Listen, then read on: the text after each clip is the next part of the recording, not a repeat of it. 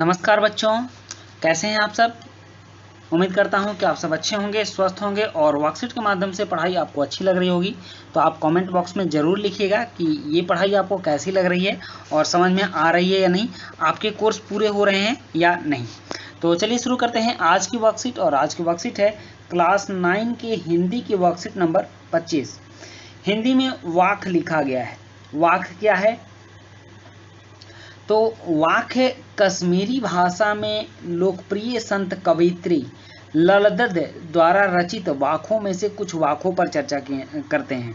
जैसे कि कवयित्री ललदद, इन्होंने जो कुछ कबीर की तरह साखियाँ और पद को लिखा है, जिस तरह के हम लोगों ने पढ़ा भी है। तो इन्होंने जो रचना की है उस रचना को वाक कहा जाता है। जिस तरह कबीर की रचना को साखी, शबद, रमैनी कहा जाता है, उसी तरह से कवित्री और ये संत कवित्री थी। संत कवित्री का मतलब जो भगवान से मिलने में आस्था रखता हो और कुछ दार्शनिक टाइप का होता है, और वो लोग कुछ सिद्धांत देते हैं, दर्शन देते हैं। तो इसी तरह की संत कवित्री ललदद भी थी। और भगवान के प्रेम में, भगवान से मिलने की आस में उन्होंने कुछ वाकों की रचना की, जिसको हम आज यहाँ पढ़ने जा रहे हैं। कवित्री कह रही हैं, रस्सी कच्चे धागे की खींच रही मैं नाव। कच्चे धागे मतलब सांस, सांस की डोरी से। सांस की डोरी बहुत कमज़ोर है, कब किसकी सांस की डोरी टूट जाए, कब किसका जीवन समाप्त हो जाए। यहाँ नाव का मतलब जीवन कहा गया है। तो कवित्री कह रही हैं कि इस कच्चे धागे से मैं नाव खींच रही हूँ, मतलब सांस की डोरी से जीवन रूपी नाव को खींचती जा रही हूँ। जाने कब सुन मेरी पुकार, करे देव भव सागर पार। और पता नहीं कब मेरे देव, मेरे भगवान, मेरे आराध्य मेरी पुकार को सुनकर मुझे भव सागर, मतलब इस दुनिया से पार लगाएंगे। पानी टपके कच्चे सकोरे, व्यर्थ प्रयास हो रहे मेरे। कच्चे सकोरे मिट्टी का एक बर्तन होता है जिसमें पानी भरा होता है और उससे पानी टपक रहा है। पता नहीं ये सकोरा कब टूट जाए, और वो भी कच्चा सकोरा जो कि पानी के मिलने से गीला हो जाता है और कभी भी टूट सकता है। तो वहीं कच्चे सकोरे का मतलब जीवन, इनका जो जीवन है यह कभी भी समाप्त हो सकता है। तो कह रही हैं कि इसी से मेरा प्रयास व्यर्थ हो जाएगा। इतना जो मैंने परमात्मा को पाने के लिए प्रयास किया, और जीवन ही जब समाप्त हो जाएगा तो बिना परमात्मा से मिले मैं चली जाऊंगी। जी में उठती रह रह हुक, घर जाने की चाह है घेरे। कह रही हैं कि मेरे जी में यहीं रह रह के हुक उठती है कि अरे बाप रे, अगर मैं चली गई तो क्या हुआ, और मैं परमात्मा से मिल नहीं पाऊंगी, मैं भगवान से मिले बिना चली जाऊंगी, मैं उस आराध्य से मिल नहीं पाऊंगी। और उसके बाद है कि खा खा कर कुछ खाएगा नहीं। कह रहे हैं कि यहाँ अगर तुम भोग भोगते हो, आलीशान घर, बंगला, गाड़ी, बहुत सारे पैसे, नौकर चाकर, कुछ अगर अरज भी लेते हो, कुछ अपने लिए तुम कर लेते हो, तो उसका भी कोई प्रभाव वहाँ मिलने पर नहीं है, और भगवान के पास उसकी कोई अहमियत नहीं है। ना खाकर भी बनेगा अहंकारी।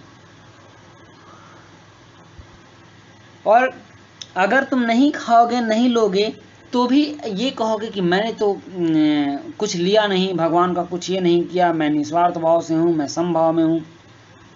तो उनके कहने का मतलब है, सम खा तभी होगा संभावी।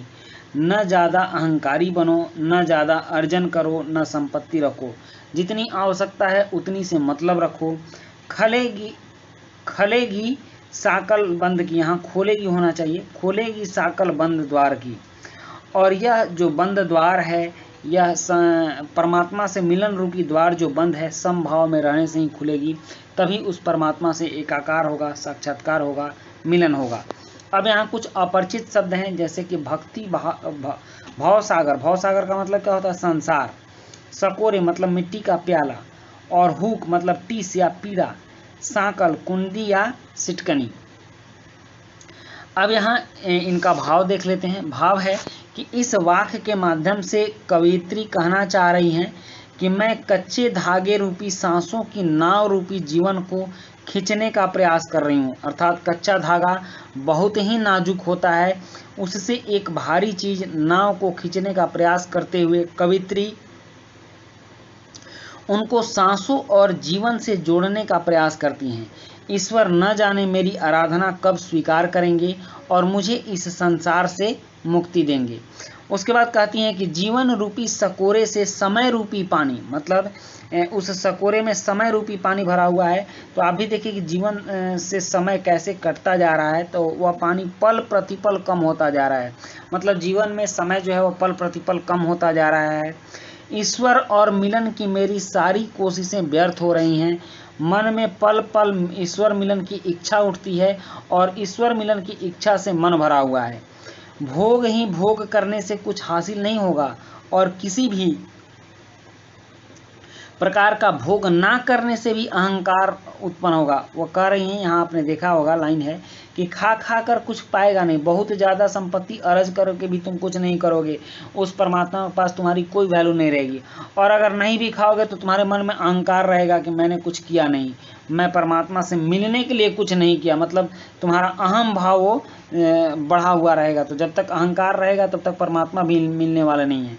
इसलिए समभाव से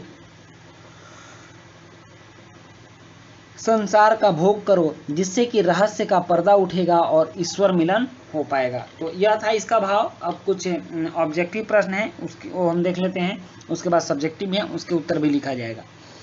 कच्चे धागे की रस्सी की तुलना किससे की गई है? तो कच्चे धागे की रस्सी की तुलना सांसों से की गई है, उत्तर ख इसका सही होगा। प्रश्न 2 है कि उपर्युक्त वाक्य में नाव किसे माना गया है? तो उपर्युक्त वाक्य में नाव जीवन को माना गया है, ग उत्तर होगा। और 3 है कि निम्न इनमें से पानी शब्द का कौन सा पर्यायवाची नहीं है? तो जलज पानी का पर्यायवाची नहीं होता, जलज का मतलब होता है जल में जन्मा हुआ। उसके बाद है चौथा प्रश्न कि यहाँ सकोरे की तुलना किससे की गई है और क्यों? और 5वां है कि कवयित्री कौन से द्वार की साकल खुलने की बात कह रही है? गतिविधि है, क्या आपने कभी मिट्टी के सकोरे या कुल्हड़ प्रयोग किए हैं? क्या उनको बनते हुए देखा है? इनके बनाने की विधि पता कीजिए और उस पर एक अनुच्छेद लिखिए। तो चलिए अब इन प्रश्नों के उत्तर करते हैं। प्रश्न 4 है कि यहाँ सकोरे की तुलना किससे की गई है और क्यों? तो यहाँ सकोरे की तुलना जीवन से की गई है, क्योंकि जीवन रूपी सकोरे से समय रूपी पानी पल प्रतिपल कम होता जा रहा है। नेक्स्ट प्रश्न 5 है कवयित्री कौन से द्वार की साकल खुलने की बात कर रही है?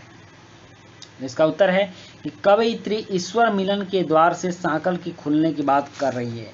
उसके बाद एक गतिविधि है और गतिविधियां काफ़ी रोचक होती हैं। यहाँ कहा भी गया है कि क्या आपने कभी मिट्टी के सकोरे या कुल्हड़ प्रयोग किए हैं? क्या उनको बनते हुए देखा है? इनके बनाने की विधि पता कीजिए और उस पर एक अनुच्छेद लिखिए। तो मैं अपना अनुभव आपको बताता हूँ कि मैंने मिट्टी के कुल्हड़ का प्रयोग किया है और यह गांव में देखने को मिला था। बच्चों देखो, भले ही कोई शहर में रहता हो, आप दिल्ली रहते हो या फिर कोई लुधियाना पंजाब, कहाँ पता नहीं कहाँ रहते हैं, लेकिन अगर आप पता करो तो आपका जो जड़ है वह जरूर किसी न किसी गाँव से जुड़ा होगा।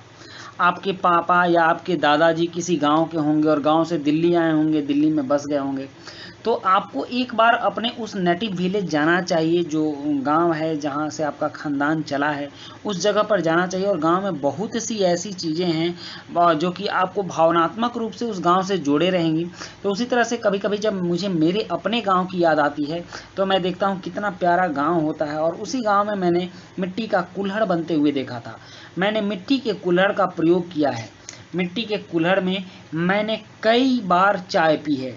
एक बार जब मैं गर्मी की छुट्टियों में अपने गांव गया था, तब एक कुम्हार को अपने चाक पर मिट्टी का कुल्हड़ बनाते देखा था।